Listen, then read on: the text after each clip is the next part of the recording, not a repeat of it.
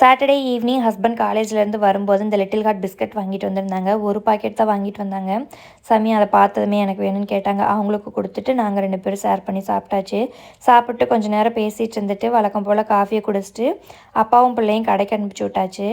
Brownie செய்கிறதுக்காக முட்டை வாங்கிட்டு வர சொல்லியிருந்தேன். கூடயே மஞ்சத்தூள் மிளகாத்தூள்லாம் வாங்கிட்டு வர சொல்லியிருந்தேன். அதையும் வாங்கிட்டு வந்து கொடுத்துட்டு அவங்க 2 பேரும் விளையாட கிளம்பிட்டாங்க. நான் ஆரி போட்டுட்டு இருந்தேன். இந்த ஹேண்டை ஃபினிஷ் பண்ணுறதுக்கு எனக்கு கிட்டத்தட்ட 1.5 நாள் ஆயிடுச்சு. ப்ராப்பராக உட்காந்து போட்டோன்னா 3 மணி நேரத்துலேயே முடிச்சிடலாம். ஆனால் என்னால் அந்த டைமுக்கு உட்கார முடியல. இதை எடுத்து வச்சுட்டு ப்ரௌனி செய்ய கிளம்பிட்டேன். ஒரு சிஸ்டர் நம்ம வீடியோவோட கமெண்ட்டில் ரெகுலராகவே ப்ரௌனி ரெசிபி ஷேர் பண்ண சொல்லிகிட்டே இருந்தாங்க. எனக்கு டைம் இல்லாமையே இருந்துச்சு.